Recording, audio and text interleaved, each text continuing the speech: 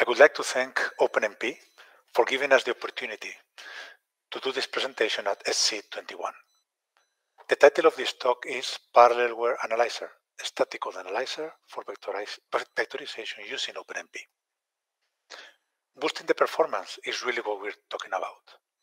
The good news is parallel hardware is here to help us boost the performance. Chip manufacturers have put parallelism into the hardware by putting multi-core processors. That's the good news. The bad news is developers are not taking advantage of it. They need better tools to take advantage of the parallelism the chip manufacturers have put into our hardware. That is where Appentra comes into play. We deliver the Parallelware Analyzer tool, which leverages the expertise of senior performance optimization software engineers. Appentra's Parallelware Analyzer is the first static code analyzer designed specifically to boost the performance of C++ code. Early generations of source code analysis are limited to bugs, coding standard enforcement, or security, which, while important, do nothing to ensure that the code is written to take advantage of modern hardware capabilities offered by chip manufacturers in the low-power multi-core processors. Appentra's Parallelware Analyzer provides a performance optimization report. This report contains recommendations on how to boost performance and ensure best practices related to performance. Opportunities: these are pieces of code that can be rewritten to take advantage of memory-related optimizations and parallelism. Defects: hidden data races and data movement issues in the code. And remarks on the appropriate usage and setup of the software stack in order to take advantage of performance in the hardware platform. Parallelware Analyzer has all the advantages of static code analyzers. It scans the source code without executing it. It lists human-readable, actionable recommendations on where and how to fix performance issues. It can validate code against industry best practices related to performance optimization. And it is designed to natively integrate in DevTools and CI/CD frameworks. In addition, it provides features designed specifically for C++ code performance optimization. So, take advantage of performance on multi-core CPUs from different architectures, optimize the performance on accelerator devices, identify opportunities to enable different types of techniques, sequential, vectorization, multi-threading, and offloading optimizations, and even implement parallel code to take advantage of the performance. Vectorization is a hot topic in performance optimization for C++ codes. There are several problems associated with the vectorization of real codes. For instance, vectorization compilers emit messages that are difficult to interpret. It is also difficult to decide which vectorizing compiler offers better results. And the developer must rewrite the source code to enable vectorization by the compiler. Parallelware Analyzer offers a vectorization report that helps with these problems. Let's see a short video of the tool in action. Parallelware Analyzer allows you to compare the vectorization capabilities of the compilers available in your system. That's available through the PWLoops tool and its vector support analysis. In this case, we will be analyzing the canny edge detection algorithm, which you can see on the right, and it is composed of its main hotspot located in the Gaussian smooth function. So we add its source file and we specify the function name Gaussian smooth, which is the hotspot, and we also add compiler flags to add the header locations that are included from that file. So if we launch the vector support analysis, you will be presented with a table that has a column for each one of the compilers available in your system, in this case Trunk 12 and GCC 11. For each one of the loops present in the code, you will see for each compiler what's the result in terms of vectorization for that compiler, and that loop, whenever it was automatically vectorized, whenever it was not successfully vectorized for some reason which is specified here in parentheses, or when no messages for this loop were outputted by the compiler. So in the table here, different reasons are given for loops that are not vectorized, and you can see that in this case we have complex control flow, we have loops that are in a position that doesn't allow vectorization, or other reasons. So you can see that only the loop on line 845 can be automatically vectorized and only by clan in this case.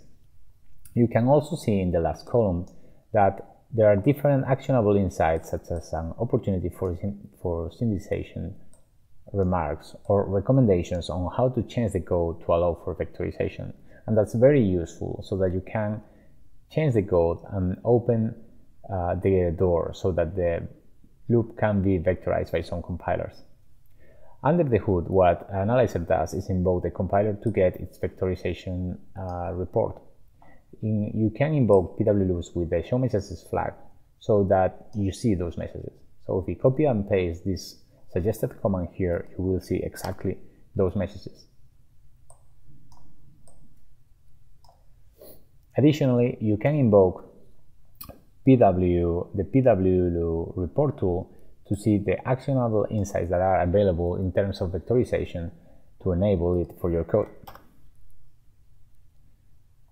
So in this case, for instance, we can see that it is suggested that you extract temporary computations to a vectorizable loop.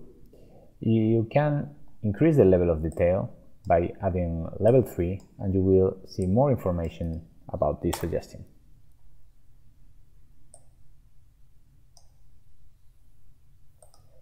Besides this, in the vector support analysis, you have a summary table that will give you how many of the loops can be automatically vectorized by this compiler and as an aggregate, and how many could not vectorize or could not be determined by the compiler. We think that this vectorization support is very useful and can help you decide among the compilers that you have available, and also help you to change the code so that you can allow vectorization for loops that are currently not being vectorized by your compilers. We will be using the candidate detection algorithm for this demo. It consists of a processing algorithm that processes the image that you have on the left, and it will highlight the borders for the edges of the image, as you can see on the right. So the code consists of just one single file, this candidate.c file. It is about 1,000 lines of code, and we know from profiling that the hotspot function is this Gaussian smooth function. This function consists mainly on a blur on the x direction, which is performed by these 3-level nested loops, and another blur in the y direction done by these 3-level nested loops. Also, there are a couple of header files in another directory, include, as you can see here in the Project Explorer, and we will see that is relevant in just 1 second. So, in order to get started with Parallelware Analyzer, we always encourage the users to start with the PW report tool. This is the entry-level tool that provides the actionable insights report, which is essential to access all the different capabilities that are in the different 4 tools that compose Parallelware Analyzer. So in this case, for this code, what you do is invoke PW report. So I will do just that.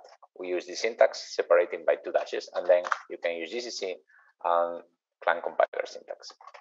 So in this case, I add the header location for the include directory that you can see here on the Code Explorer. And I will do just that. So I will copy and paste this command over here, which just adds the level 2 flag. And you see that now where you had a summary with each one of the remarks, recommendations, opportunities, and defects, if it was any, you will get 1 sentence for each one of them found. So you get all the list of the different issues or actionable insights that were found in your code. And in this case, these 2 are very interesting. It is telling us that we have a loop nesting that might benefit from hybrid parallelization using both multithreading and simply. So what I will do is I will increase once again the level of detail as suggested here and go to the maximum level of detail to get more information about what I can do with that hybrid parallelization. So again, I copy and paste, and now you see that the output is becoming quite big. This is why we encourage users to always focus on a hotspot. So for the remark that I was mentioning, you see that again, the same title is printed, but now we have a suggestion. The suggestion states that we can parallelize the nested loop using multithreading for the outer loop and simply vectorization for the inner loop. And it even gives us a command to do so. We will do that in just a second. So allow me to proceed by following the previous remark that tells me that I can use this command to implement a parallel version using hybrid parallelization with multithreading and SIMD. So I will copy that here. And like I said, the PW directives is the tool in charge of implementing these parallelizations. Then we tell it that we want to use OpenMP directives, and we want multithreading plus SIMD vectorization, hybrid parallelization. We also tell it to perform the editing in place, so it will update the original file. Then we provide the location of the loop. In this case, it's the outer loop over here, so we will parallelize all this section. And again, the compile flags in this case to locate the header files. So once I run that, you see that the code was updated, the original code as we instructed with in place. You get some output here with details of what went on. So we have the multithreading for the outer loop implemented and SIMD vectorization for the innermost loop. We can also repeat this for this other loop. There was also a remark for that loop.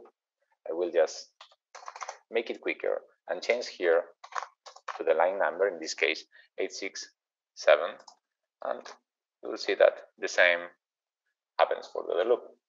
So what's going on is that the hybrid implementation performs a multi-threading implementation using OpenMP directives with Parallel for the outer loop, and then uses the SIMD OpenMP clause for the inner loop to implement with vectorization. In this case, since we have a scalar reduction over dot and sum, there are reduction variables, we also add the reduction clause. And this is all performed by Parallelware Analyzer. So if we run the code, I will build it, this parallelized version.